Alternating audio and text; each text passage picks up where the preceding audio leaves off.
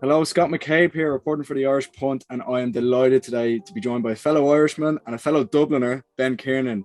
Ben is the punter for the North Carolina Tar Heels, who operate in the ACC. Ben, what's going on, man? Not much, just getting through summer workouts, surviving the run, surviving the team lifts, getting some practice in. So, Ben, just before we get into the football side of things, could you give us a quick recap of the sort of journey from Dublin to North Carolina? Gotcha. So I was growing up went to Blackrock, played rugby there, didn't know too much about football, and then came over to the States going into, I think I was going into second year at the time, going over to the States, came over here, and then kind of like started trying to play a little bit more rugby in the States, like club and everything, but figured out it wasn't as big as it was in Ireland and everything.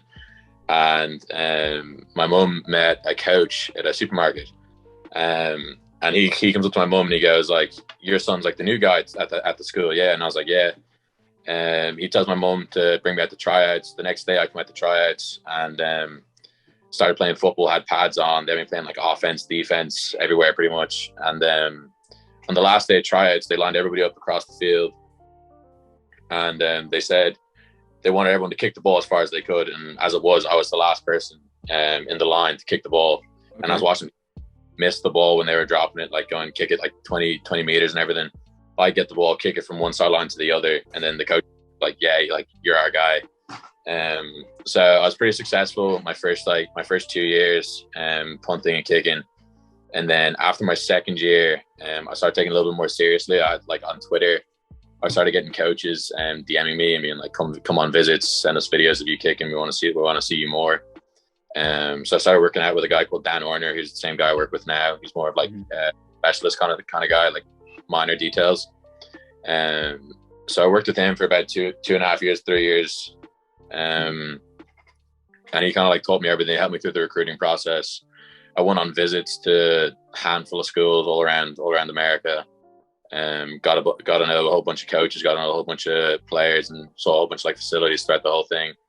And going into my senior year, I had an offer to play rugby in America, an offer to play. I had walk-ons pretty much everywhere, everywhere in the ACC, and like most places offered me a walk-on, because specialists don't usually get like a full ride out of high school. Yeah, for sure. So then I was sitting in math class, and I get a text from my dad saying college is paid for, and I was like, "What are you talking?" He goes, "I just got off the phone with Mac Brown, and they're offering you a full ride scholarship to UNC." And I was kind of like, I was outside math at the time, and I come back into the classroom, and one of my friends told me this. Is like, I knew something good happened, because he came in like cheek to cheek smiling. If any maths work went in your head in that moment, fair play to the teacher, because I'm sure your head was going on. Not at all. Maths not my subject in school whatsoever. So yeah, when it happened, it literally felt like a fever dream. Like, it all felt so surreal. I got out of, this was my last class of the day, got out of class, and I called one of my good friends I met from recruiting, Drew. He committed to UNC before me. So when I got the offer, I called him immediately, and I was like, "We're going to UNC together." So me and him, we've been roommates ever since. Wow. And yeah, it was an unbelievable moment for me, because like the night before, I literally sat down with my parents, and I was like, I'll go play rugby, because I have a full ride to go play rugby, and I got walk-ons to pay for school and everything. Like, I'll go. I'm cool with going to play rugby.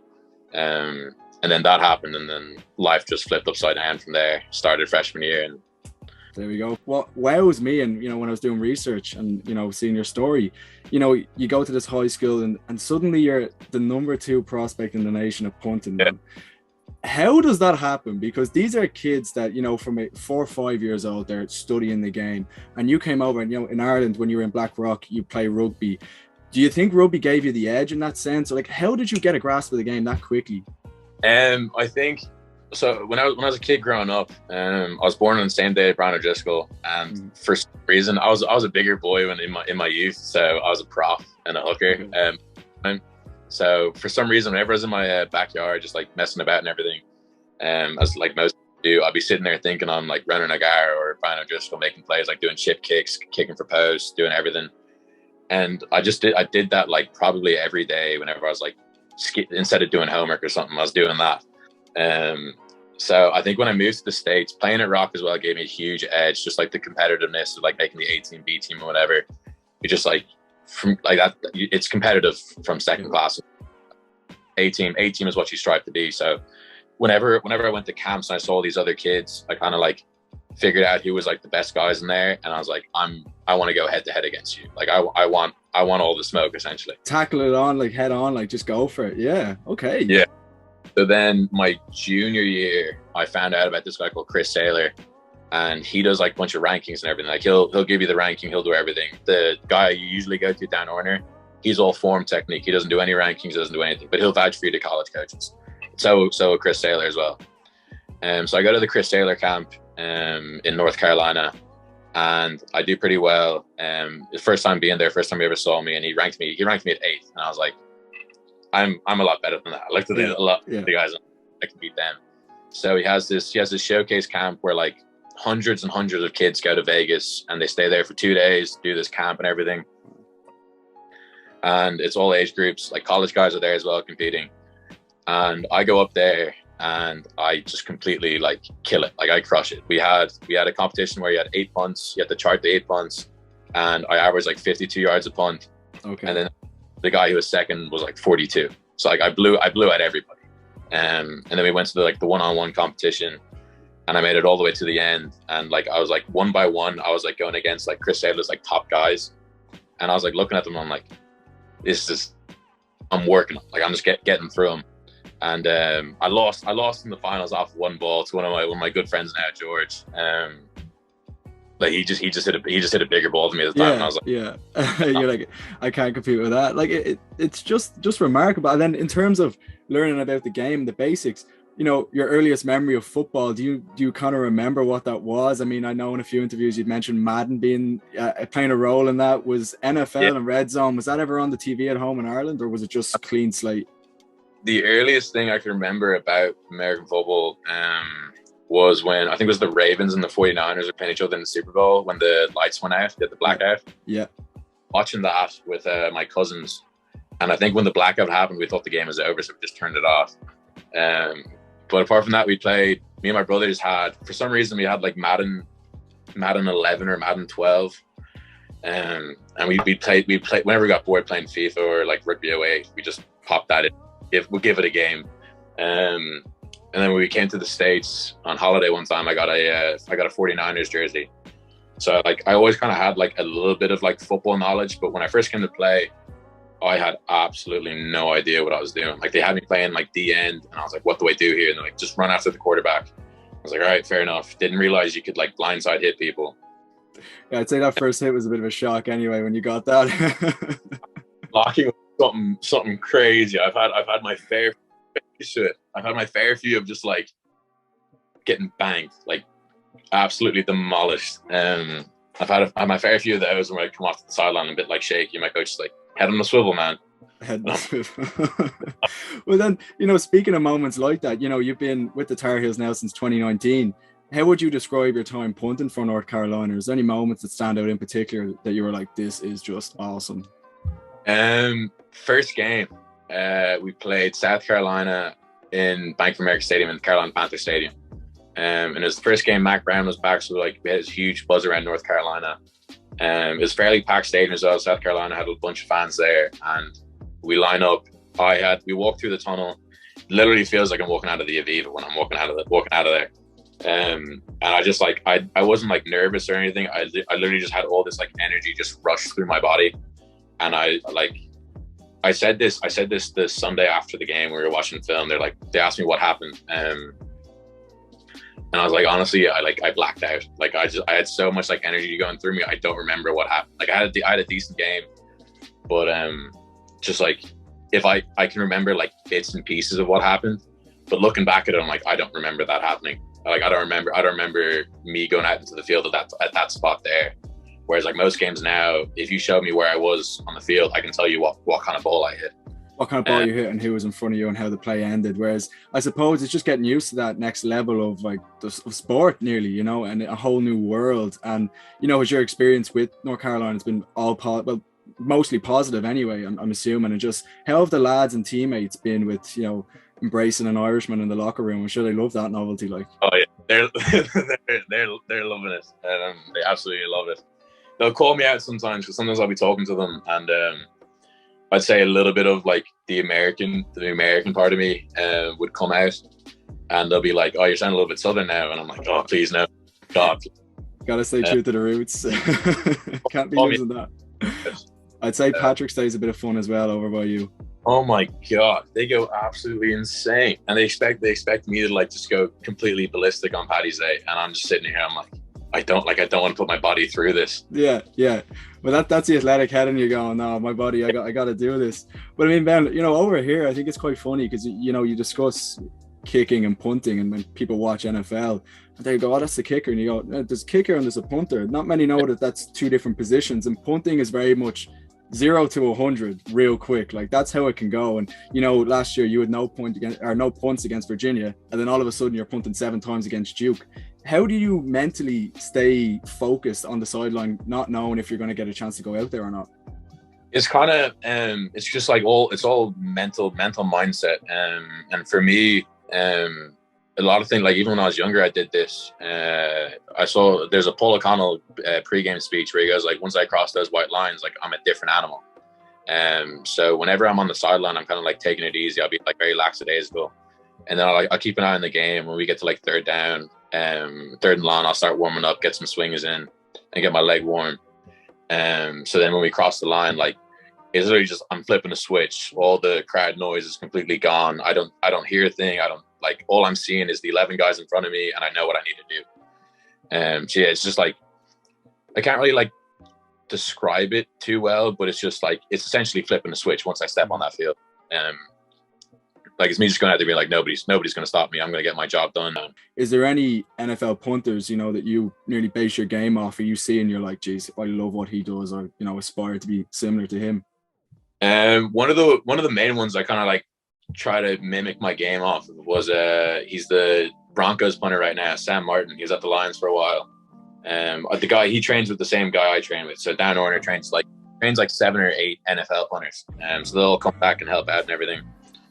So I've trained with him a few times. I'll like mimic my game off of him. Some things I'll watch him punt and I'll like add it into my game. And one now he just got drafted in the NFL. My rival Trenton Gill from NC State. I've been training with him for a very long time. Surely when you see guys like that you know you're friends with, I mean, North Carolina, Ben, I mean, the names that have come out of that college, like even most recently Javonte Williams, what a stud he's been for the Broncos. Surely when you're in that locker room and you're like, you see these guys, or you know, you share the same facilities with these guys, how much does it inspire you to make it to the next level and chase that dream? And you can see it, you can see that pathway in front of you. It's kind of insane how much it actually does. Like you'll be working out in the weight room and you look over, like for me, I'll look over to my right and the specialists work outside the running backs, and I'll see like British books or like before Javonte or Mike lifting like 80 pounds or like 20 pounds more than I'm doing, and I'll look over them and be like, all right, yeah, I'm a bump mine a little bit. Or for benching, we'll kind of like go back and forth, like kind of like push each other to do more weight than we can.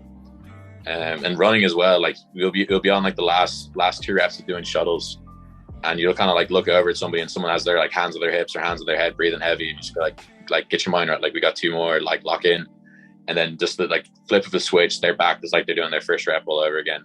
Kind of like everyone inspires each other. Like if you see someone else like pushing themselves, like blood, sweat, and tears, and they're doing that for you, you're going to do that for them as well. Well, that's what they say. They say football's family, and you know, you're there for one another and you look after each other. So, you know, it's nice hearing that that's the same with North Carolina, as I suspected as it was anyway. But you know, the goal for yourself is obviously the NFL, and I think you've spoken about that before and kind of push for that. So I'm not an NFL GM, but say I was, you know, the draft's coming up. What kind of player is an NFL team getting if they were to select you? They're to select me, a competitor, and definitely someone that's like takes everything very aggressively. Like I'm gonna push the limits on it, working out, running, punting. Like I'm gonna expect myself to be great. I'll be like a hard critic on myself. So if I go out there and I'm averaging like 45 yards, most people be kind of like, that's a good day. But to me, I kind of like, I want to do better. I get it 10 balls, that would be 50 plus yards, 5-0 hang times. If my 11th ball isn't that, I'll be pretty disappointed. Consistency is something that I strive to be, the most consistent person in the room, and just like never letting anybody down. If I tell someone I'm going to do something, I'm going to make sure that I get it done. I don't know if you're aware, but this August 27th, the Aer Lingus College Football Classic is coming to Dublin. Northwestern, Nebraska are playing in the Aviva. I've had a few buddies of mine, a few friends, and just a few people in general being like, what is this? What can we expect? What you've been in this college, scenario and these game days. What can the Irish fans expect from a college, game? Well, I mean, with college football, it's going to be very intense. Both like Nebraska are a very like traditional school. I went to visit there, and their history is just absolutely insane. They were tyrants in college football for a while. And they're kind of getting their groove back now. Northwestern are like a mean and gritty team. Like they're going to play all game no matter what the score is. It's going to be a physical game. A lot of big hits in that game. You're going to see Nebraska's got a lot of like trick plays. You'll see some pretty cool things happen. It might be a little bit longer than a rugby game. I'll give it that. It's physical. It's fast. It's faster paced than most people think it is. And it's something new. But it's definitely something that most people could get into, because like most people love seeing like contact sports go head to head, and when you put pads on, it's a different level. Like the hits they're putting in terms of like rugby's a physical game, but sometimes those football hits, it's not even comparable. Like it's another level. Yeah. It's different. It's like it's just different, because like they're not using their body the same way. They're a little bit more reckless with how they go about things. Like the physicality and the speed of everybody is just like completely different. You'll see guys that are 90 kilo running as fast as Joey Carberry on the sideline. For Irish fans over here, just in general, why would you say, watch American football, get into it? For me, love of the game came from just like the camaraderie I got through players and everything. And it literally, to win a football game, it takes all 11 people to win. Like if your quarterback isn't on, you're losing that game. If one of your alignment isn't on, you're losing. It literally takes all 11, offense, defense, and special teams. You have to be on the money every time. It's a very strategical game, and there's a lot of like running hidden coverages in defense, trick plays on offense, just trying to like bait someone into thinking you're doing one thing, then go make them do the other. And if you can figure out like learn a little bit about like the past of the team and like know a little bit about player, everything, that just leads to like expanding way more, of knowing more about other players. Like, oh, he's similar to him. This offense is similar to this offense, and it's just a competitive, physical game. Like if you like competitive and physical things, football's for you. Football's the game. Love it. I mean, like, and that's what we're trying to do. And we've had so many guys like Dan Whelan recently being selected in the draft and just getting to the next level. It's so inspiring. And what you do, I don't know if you're aware of it or not, but you are inspiring a generation over here. And I want you to know that. Don't forget that the Irish roots. We're the sport's building over here. I can see it. Where some people say they can't see it, I can see it, and I think the guys around the game can see it. And it's really inspiring to have guys like yourself over there, and pushing it forward. And I see you with your helmet, and you have the Irish flag in the back. I mean, that's got to be quite special. And you're wearing the tricolour. Yeah, no, it's something I went for when I first got here. They asked me what I wanted on the back of my helmet, and I was like, "What are you talking about? Like, what's on the back of my helmet?" And they're like, "Do you want the American flag or do you want the Irish flag?" I was like, "Oh, Irish flag all day. Like, don't do it." And then one time, in COVID year, we were playing our first game, and on the back of my helmet was the American flag. And I went over to our equipment guy and I was like, "Hey man, like, nah, like this ain't on." And so I got him to flip it around. So I always make sure I got the tricolor on the back of my helmet. You're very busy off season and there's lots of training, and I'm aware of that. I'm sure you're shattered. I know you're coming in off a session there. But every interview I do, I always end it with a question. And it's always this question. It's a bit of fun. So I'm going to paint a picture for you. You're in a pub. Maybe it's in Blackrock. Maybe it's in North Carolina. Who knows? There's a pint. It can be alcoholic, non-alcoholic. Doesn't matter. But you can invite basically any past or present NFL player and go out and enjoy a pint with them. Who would you choose and why? Any past or present? I'd say Rob Gronkowski's up there for me. He seems like a wild time. It's Pat McAfee, actually. Pat McAfee, okay. Yeah. Pat McAfee. He's another guy I look up to a lot. I met him twice my freshman year, and he's one of the. I was like, first time I was ever like starstruck meeting any celebrity. Like I met Brian O'Driscoll, I met Shane Horgan, I met Gordon Darcy. When I saw Pat McAfee, I was like literally shaking, and I was 19, 20 years old at the time. I was like, what are you doing right now? This is insane. But yeah, I was shaking when I met him. He's the nicest person I've ever met. He gave me some tips on punting, and yeah, I'd say him. He's a good time to be around. Man, that'd be some night anyway. I don't know if you'd be coming home too early after that one, man. For sure. It'd be excellent. Well, look, Ben, honestly, I can't thank you enough for your time today. It's been an absolute pleasure chatting to you. And I wish you nothing but the best going into this season. And keep repping the tricolour, man. We're all very proud of what you're doing. Really appreciate it. Thank you for the interview.